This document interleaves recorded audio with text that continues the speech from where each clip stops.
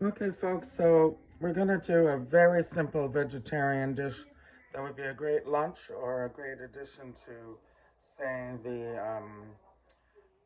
Swiss chard, celeriac, and potato gratin, or just on its own. So it's French lentils and caramelized um, celeriac. However, I can't find French lentils are also known as puy, spelled P-U-Y, or puy. That's how I would pronounce it. But we can't get them, so I'm using brown lentils because they hold their shape as much as well as French lentils. And I took over 3/4 of a cup, and drained them.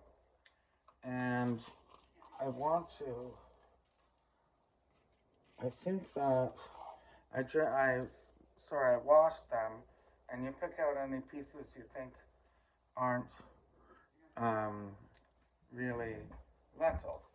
So now I have the difficulty of deciding how to measure the 3/4. So I'm just gonna, eyeball it like that. That's 3/4 of a cup. The rest just throw out. And then we're going to just add 2 cups of water. You have to bring this to a boil, as one does, and then reduce to a simmer. And lentils take a while, so that's why I'm starting early. They cook for around 30 minutes. All right, so I'm gonna put it on high until it comes to a boil. Then we're gonna go down to, as for me, it's a quarter of the way between low and medium, and we'll be getting those lentils on right away, and we'll be seasoning them later. Okay, love, so here's the deal. Normally you would make the lentils and and caramelize the celery root at the same time, but I was busy, so I did the lentils first, and they're still very warm. So you have to do it by taste. Take a fork, taste them after 27 minutes. Uh, they're going to be a little bit hard in the middle, but they want to be edible because we don't want them to turn to mush like a split pea soup or anything. But I found them after 30 minutes to be too hard, so I added a half cup more water and simmered for 5 more minutes.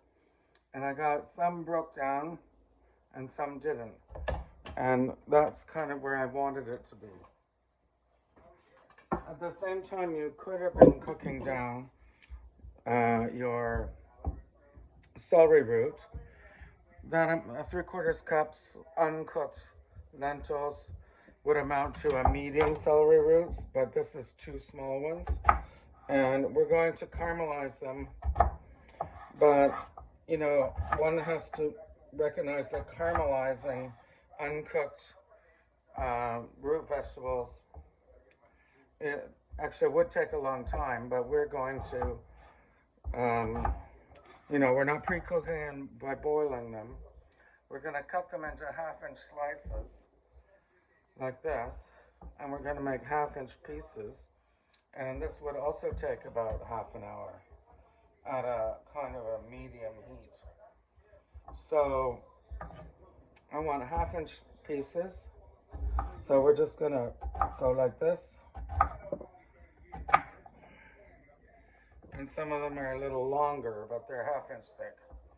And you're gonna heat oops. You're gonna be careful not to hurt yourself is the first thing. So, I've peeled them. And I've cut a flat surface to get a firm grip on it. And then we'll just go. And if if this is unstable, we use our hands this way. All right. And then, of course, we slice them half inch this way and half inch this way. And then we can slice them a half inch this way, this way, this way. And you're getting half inch cubes. This is perfect. All right. So before I'm throwing them in there just because to show you the scale, because if you make them bigger, you're not going to have the time to caramelize them. They won't cook in the middle and they'll be burnt on the outside. So that's just a lesson on cutting these down for this purpose. And I can go back and cut some of these down too because I was talking and not paying attention. Half, half, half, half. Let's get them down. We want them all to be similar in size. They don't have to be similar in shape. And after that, we'll get the oil going and we'll be cooking them down, but they need to sweeten up. And that's the part that takes the longest time. It'll take us to about, I don't know, 20 minutes, 30 minutes. Okay, folks, I've got to turn this fan off so you can hear me. So it only took, I don't know, 12 minutes to caramelize these. And it looks like that's what the root looked like before I peeled it. But it's not, it's the caramelization. And these are, just test with your fork. They're totally ready. So because I cut them down so small, it only took 10 to 12 minutes. You got to take them off before they burn. And I flipped them with, you know, a flipper of some to get them to brown fairly evenly, but they're not, it's not on all sides. Got to turn this off. This is our unseasoned lentils. Now the smell of a deliciously caramelized celery root is a lot sweeter than the normal, and it pounds a punch of flavor. I just want to get these all out of here before the heat from the pan overdoes them. We don't want burnt pieces, but we do love the browning because that's extra flavor, and it's a slightly different flavor than the celery roots, very celery flavor. So we have that in a medium bowl. I just want to get these all out, and I'm going to put this over here out of the way and hopefully chop up some fresh parsley. Hold on, it's going to make a noise. Bang. Okay.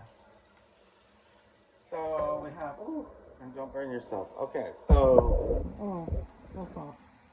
So what we want to do is get our parsley. You know, just a nice piece of parsley with the big stems removed in this case. This is going to be a nice side, or it could be a nice lunch all by itself. I can hear the sizzling going on with the lentils, the water in the lentils. So we're just going to take the spoon, mix this up. Oh yeah, there's steam coming off. This would be really nice warm or hot. So I had enough lentils. I didn't worry. I worried about it, but oh, you know what? I know why it's sizzling, because the freaking stove top was on.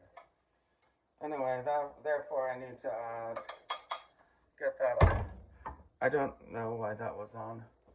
I need to add a little Evo, like that. And salt and pepper, obviously, because we didn't season throughout the process. That bowl is hot because it's been sitting on a hot burner, which I did not realize. And nothing's been seasoned, so we need a nice 2 fingers of salt. I'm going to chop up this little handful of flat Italian parsley, miracle, because you don't get it in the food desert, but it's the only parsley. You know, curly parsley is for decoration at, you know, church lunches and stuff, but it's basically inedible and has no flavor. So we're going to, you know, I've used it in the past, but it just gets stuck in the back of your throat and offers almost nothing. So I'm chopping the chopping. And you could taste it and see if you want a little white wine vinegar. So let's see. That's hot. That's hot. That's not hot. This bowl is really hot. Quite by accident. Stir it up and taste it and see if you need a little acid. But that would be a delicious, you know, lunch or a side to, say the quiche. Not the quiche, sorry, the gratin I made. Okay, I just need a little fork here.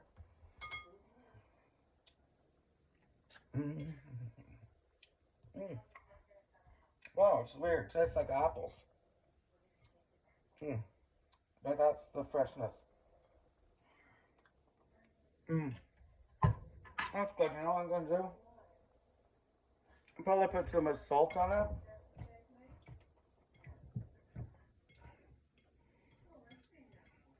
I feel like I put too much salt on it. So be careful when you're doing that. 1 pinch would have been fine.